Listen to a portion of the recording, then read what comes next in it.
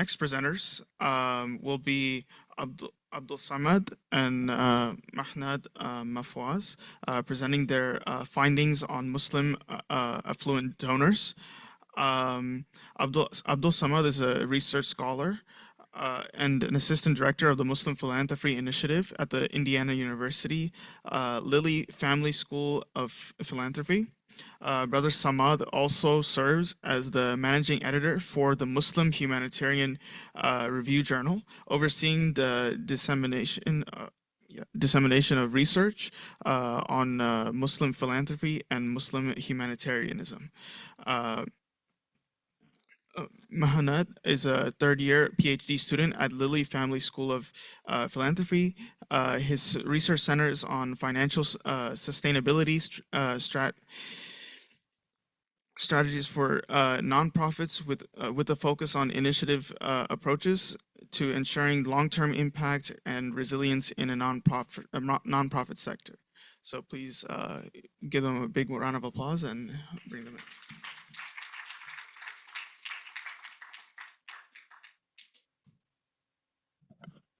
Bismillah ar-Rahman ar-Rahim. Assalamu alaikum wa rahmatullah. Greetings of peace. My name is Abdul Samad, and I want to thank you, the host of the conference. And it is an honor and privilege to be speaking to an esteemed group of scholars, academics, students of knowledge, practitioners. So today, my colleague Mohannad Mofawaz and I will be talking about the philanthropic attitudes and practices of Muslim Americans. This was a study that was conducted by Bank of America, and we are specifically looking at high net worth individuals. I come from a school which is dedicated to study philanthropy, so Indiana University Lilly Family School of Philanthropy, and I represent the Muslim Philanthropy Initiative. So one of the missions of the Muslim Philanthropy Initiative is to equip organizations, communities, leaders with knowledge about philanthropy through training, research, thought leadership, and scholarship. And I just want to make mention of one thing that one of our keynote speakers this morning, Dr. Main Al-Quda, mentioned. And it is intriguing and interesting to see how Islamic finance is gaining traction. And one thing Dr. Main Al-Quda mentioned is that the Islamic finance has the potential to become the hub of financial activities in the US. So I think this is very important, and I look forward to listening and hearing more from everyone's scholarship here. So this research analyzes survey data from the 2021 Bank of America study on philanthropy. And what we look at is how the high net worth Muslim individuals in the US give and how we compare them with other groups, which is non-Muslims, including Jewish, Christian, and other groups. We'll talk more about the sample. So first question, before I go to two questions that we look in this study is, why do we study high net worth Muslim individuals? Well, the reason is simple.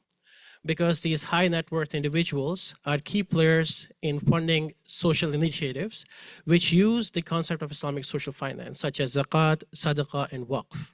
So by learning about high net worth individuals, we learn about their giving preferences, how we can collaborate with them, how we can engage with them, and how we can tailor and design products and services related to Islamic social finance. So two questions this study looks at.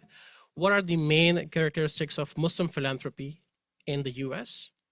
And the other question is, what are the similarities and differences of Muslim philanthropic attitudes as we compare them with other groups?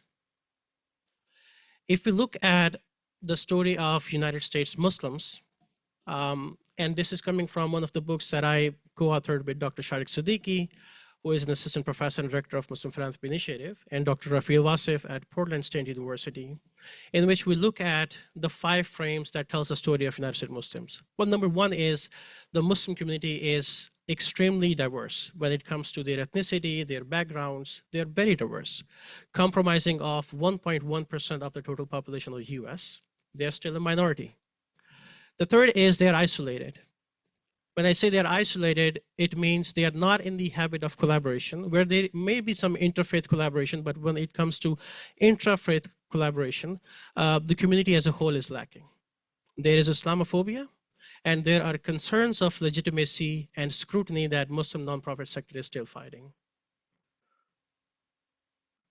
And when we look at the giving landscape, there are burgeoning definitions on what is giving and what is philanthropy in the US. And there is also data about Muslim giving in the US. What are the practices, how the Muslim nonprofit sector is operating post 9/11 context, how Muslim gives, who do they give, what is the informal and formal way of giving. But 2 points the existing literature brings our attention, or maybe attention where we need to focus on.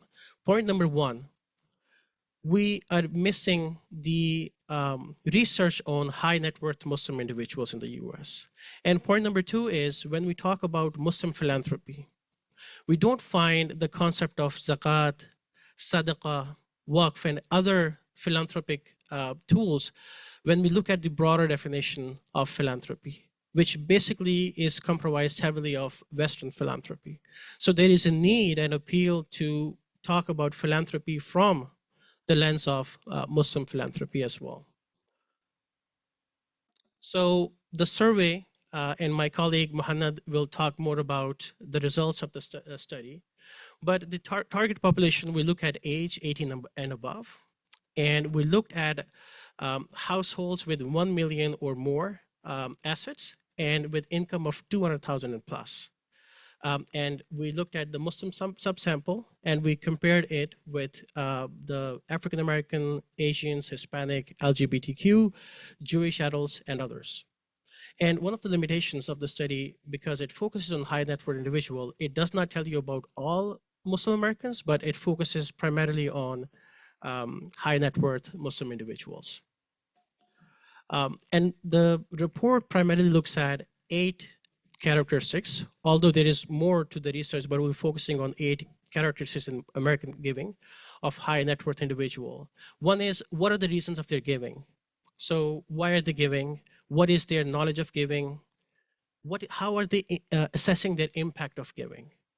What are the tools they utilize when it comes to their giving? So are they relying mostly on cash, digital tools?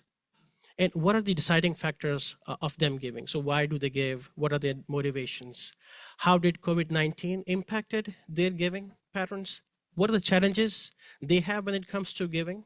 And how are they volunteering? So I'm going to stop here and ask my colleague Mohannad to come here and take us forward with this presentation.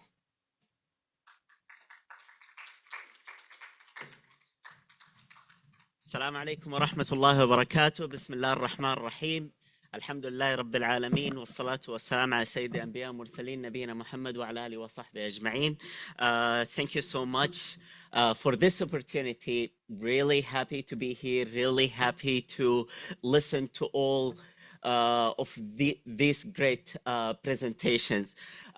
When we ask our participants about their giving experience, Muslims and non-Muslims, we didn't really find significant differences between Muslims and non-Muslims. They both engage in a similar manners with charitable giving. However, when we ask them about their knowledge about philanthropy, about charitable giving, what we found is that most of our participants, like around 88% of Muslims, rated themselves as either expert or knowledgeable about charitable giving and philanthropy, comparing to around 62% of non-Muslims who rated themselves as knowledgeable or expert. When we ask them about the donation means, how they usually donate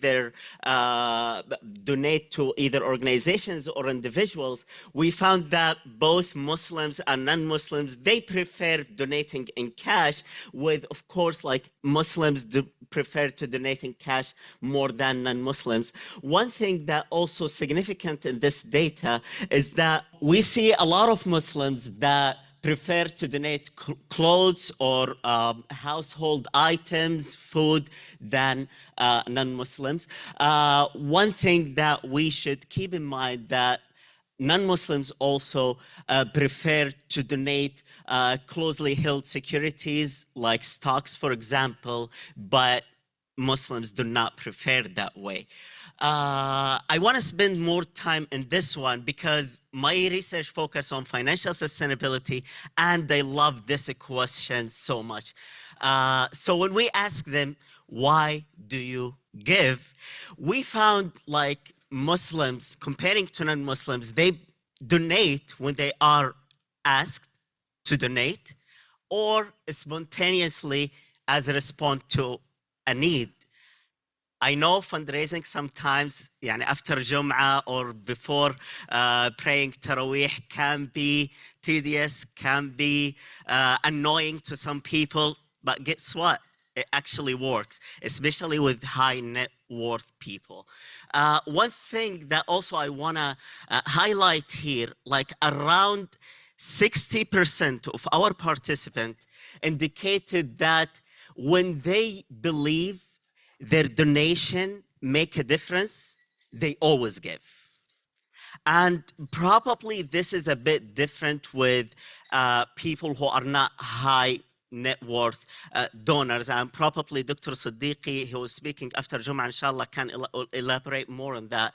But usually when we ask people to donate, we remind them about ajr, which is very important. However, we forget sometimes to tell them more about the impact of their donation and what is the difference. And for people who makes more than 200K, they care about the impact.